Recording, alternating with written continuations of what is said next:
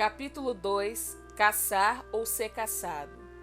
Em uma das muitas aldeias espalhadas pela terra, uma em especial chamada Nitil, estava passando por uma situação desesperadora. Eles estavam ficando sem alimentos para manter todo o povo, e apesar da aldeia ser cortada de norte a sul por um belo rio e de leste a oeste por uma enorme floresta, não evitou tal situação.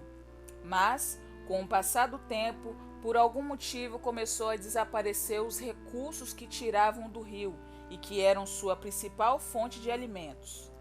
A cada dia estava mais difícil a caça, pois também estavam desaparecendo todos os tipos de animais da floresta que os cercava.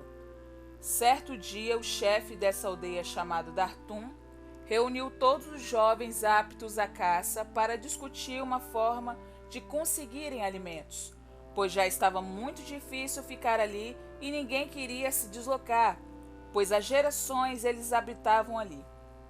Eles ainda não tinham domínio perfeito da agricultura, e sendo sua principal fonte de alimento o rio e a caça, que vinha da floresta, eles precisavam de uma solução. Ocorreu que na reunião Dartum decidiu juntar 50 homens e dividi-los, sendo em dois grupos. Um iria ao leste para caçar e o outro iria subir o rio ao norte para tentar descobrir por que os peixes estavam acabando.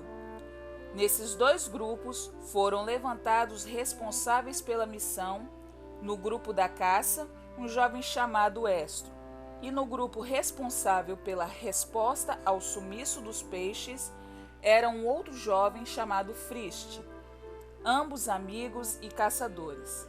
Dartum deu ordem que, ao nascer do sol do dia seguinte, eles partissem e que retornasse com a solução dos problemas enfrentados, para o bem de todos da aldeia.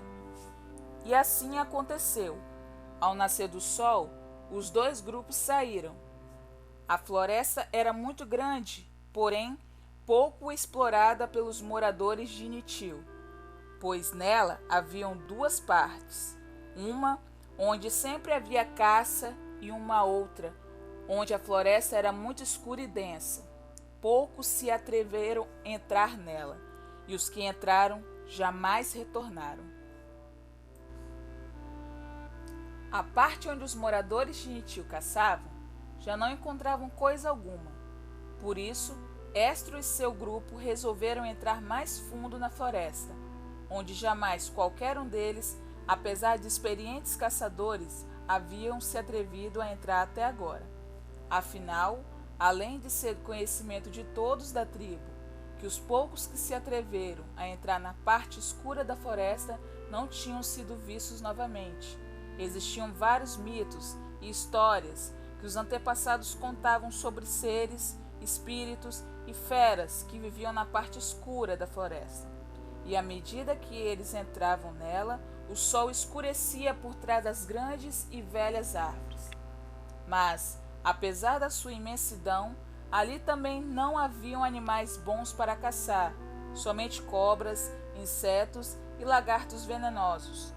Porém, nem com todo o medo que sentiam e por somente terem arcos artesanais e machados feitos de pedra como armas, não os fez afastarem do seu objetivo, pois sua amada aldeia e os moradores dela dependiam do sucesso da missão.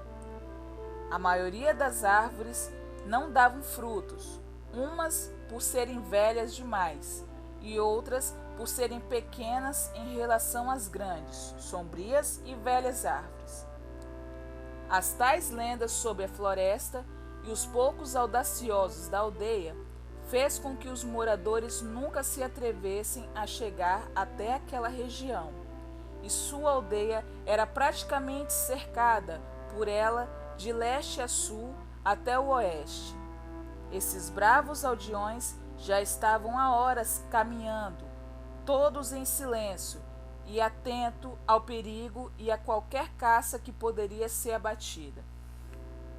Chegando em um ponto da floresta, em que o dia se tornou noite, começaram a ouvir sons e ruídos que jamais tinham ouvido antes. Então Estro disse: bravos amigos, nunca havia ouvido som igual. Porém, pode ser uma caça que poderá salvar nossa aldeia. Adentraram então 30 passos na escuridão. Foi quando ouviram um rugido que paralisou os 25 aldeões de tal forma que cada um ouviu o bater de seu próprio coração acelerado, e o suor de medo e de cansaço escorria por suas frontes, quando outro som, acompanhado de gritos de dor e de medo, foram ouvidos por todos.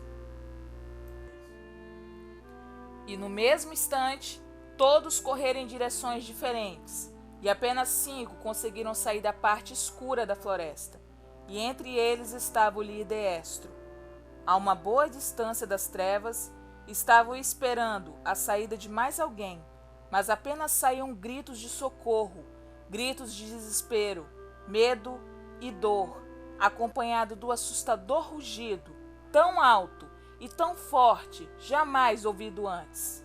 Estro queria muito ajudar seus amigos, mas o medo o paralisou junto de seus 4 amigos que saíram com ele. O suor de cansaço e medo não eram as únicas gotas que pingavam de suas frontes, mas também lágrimas de tristeza por seus amigos. Foi então que, em um certo momento, houve um silêncio. Ninguém mais gritava, ninguém mais gemia, não havia mais rugido. A emoção tomou conta dos 5 amigos sobreviventes, mas ainda estava longe de acabar.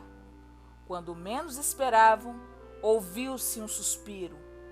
Foi quando olharam para dentro da escuridão e viram 2 grandes olhos vermelhos que estavam os observando.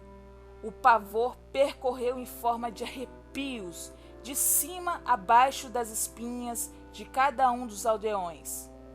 Lentamente começaram a dar passos para trás. Foi quando começaram a correr e a criatura saiu das trevas. Deu-se então o início a uma perseguição implacável e mortal. Estro e seus amigos nunca tinham visto tal criatura antes. Era um enorme tigre dente de sabre, negro como a noite, com seus dentes maior que os punhos de qualquer um que estava ali. Suas patas como 4 pilares impossíveis de serem abalados por eles e pelas armas que possuíam. A criatura batia um após o outro até sobrar somente Estro. Com toda a sua força, Estro corria, sem parar de chorar pelos seus amigos, sem resposta e sem esperança. Foi quando, saindo da floresta, a luz do sol já resplandecia em um todo e o tigre já não mais o perseguia. Exausto e cabisbaixo pelo ocorrido inesperado, sem que percebesse, adormeceu. Sua missão foi mais que um fracasso, uma derrota e uma perda irreparável.